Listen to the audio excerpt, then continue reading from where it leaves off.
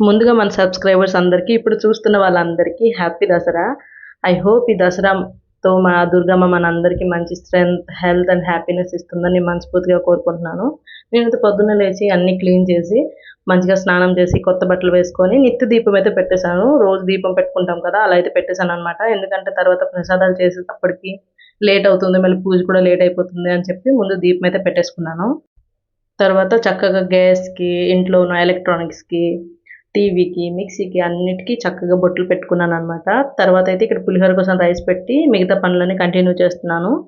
మన సైడ్ అయితే చక్కగా ఇలాగ బొట్లు పెట్టి బండికి పూజ అన్నీ చేస్తారు కదా! ఇక్కడ నార్త్ సైడ్ అయితే అవన్నీ ఏమి ఉండవనమాట.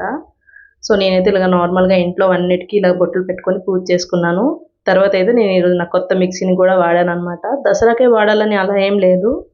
బట్ ఈసారైతే దసరా ముందు తీసుకున్నాను కదా! ఎలాగో దసరా వస్తుందని చెప్పి దసరా వరకు వాడకుండా ఉన్నాననమాట. తర్వాతయితే గారె కోసం ఇక్కడ మిక్సీలో బ్యాటర్ ప్రిపేర్ చేసుకుంటున్నాను.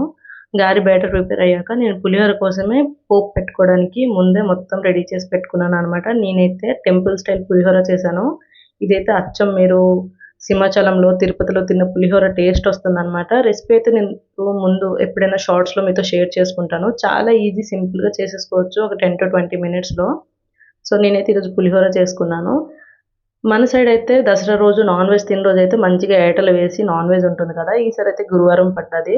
అందులోనూ మేము 9 డేస్ మొత్తం నాన్ వెజ్ తినకుండా మంచిగా పూజ చేసుకున్నాం కాబట్టి 10థ్ డే కూడా మంచిగా 3 రకాల ప్రసాదాలతో అమ్మవారిని మంచిగా పూజ చేసుకుందామని నేనైతే 3 రకాల ప్రసాదాలు చేశాననమాట. నేనేమేమి చేశానంటే పులిహోర, గారెలు, అలాగే అటుకులున్న పెసరపప్పు పెడతారు కదా! సో, అది ఉన్న ప్రసాదం పెట్టాను.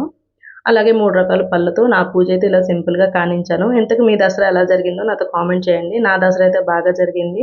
ఆ అమ్మవారి కటాక్షం ఎప్పుడు మనతో ఉండాలని మనస్ఫూర్తిగా కోరుకుంటున్నాను. మీకు షార్ట్ నచ్చితే తప్పకుండా షార్ట్‌ని లైక్ చేసి ఛానెల్ సబ్స్క్రైబ్ చేసుకోవడం అస్సలు మర్చిపోవద్దు. And thank you so much for watching. Bye.